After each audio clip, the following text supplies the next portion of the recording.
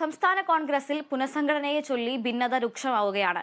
സമ്പൂർണമായ പുനഃസംഘടന വേണമെന്നാണ് ഒരു വിഭാഗത്തിന്റെ ആവശ്യം. അതേസമയം കെ സുധാകരനെ നിലനിർത്തിക്കൊണ്ട് തന്നെ അഴിച്ചുപണി വേണമെന്നാണ് മറ്റൊരു വിഭാഗത്തിന്റെ നിലപാട്. അതേസമയം സംയുക്ത വാർത്താ സമ്മേളനത്തിൽ ഇപ്പോഴും അനിശ്ചിതത്വം തുടരുകയാണ്. കേരളത്തിന്റെ ചുമതലയുള്ള AICC ജനറൽ സെക്രട്ടറി ദീപാദാസ് മുൻഷിയുമായി നടത്തിയ ചർച്ചയിലാണ് അഭിപ്രായമുയർന്നത്. കോൺഗ്രസ് അധ്യക്ഷനെ മാറ്റിയാൽ പ്രസിഡന്റ് സ്ഥാനത്തേക്ക് ഹൈക്കമാൻഡ് പേര് നിർദ്ദേശിക്കില്ലെന്നും അധ്യക്ഷൻ മാറിയാൽ കേരള നേതാക്കൾ തന്നെ മറ്റൊരു പേര് മുന്നോട്ട് വെക്കണമെന്നുമാണ് നിർദ്ദേശം നൽകിയിരിക്കുന്നത്. എന്നാൽ കെ സുധാകരനെ നിലനിർത്തിക്കൊണ്ട് KPCCയിൽ അഴിച്ചുപണി നടത്തണമെന്നാണ് ഒരു വിഭാഗം ആവശ്യപ്പെടുന്നത്.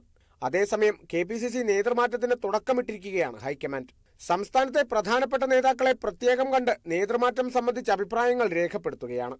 രമേശ് ചെന്നിത്തല, ബെന്നി ബെഹനാൻ, സണ്ണി ജോസഫ് അടക്കമുള്ള നേതാക്കളെ കഴിഞ്ഞ ദിവസം AICC general secretary Deepa Das Munshi കണ്ടിരുന്നു. 6 മണിക്കൂറോളം നീണ്ടുനിന്ന രാഷ്ട്രീയകാര്യ സമിതി യോഗത്തിന്റെ പൊതുവികാരം KPCC അധ്യക്ഷനും പ്രതിപക്ഷ നേതാവും അടക്കമുള്ള നേതൃത്വം ഐക്യത്തോടെ മുന്നോട്ടു പോകണമെന്നായിരുന്നു. ഇതിന്റെ പശ്ചാത്തലത്തിലായിരുന്നു പാർട്ടിയിൽ ഐക്യമുണ്ടെന്നറിയിക്കാൻ സംയുക്ത വാർത്താ സമ്മേളനം നടത്താൻ തീരുമാനിച്ചത്. എന്നാൽ കോൺഗ്രസ് നേതാവ് മോഹനന് വാഹനാപകടമുണ്ടായതിനെ തുടർന്ന് അത് മാറ്റിവെച്ചിരുന്നു. സംയുക്ത വാർത്താ സമ്മേളനം ഇനി എന്ന് നടക്കുമെന്ന് വ്യക്തതയില്ല. Kerala vision news, Thiruvananthapuram.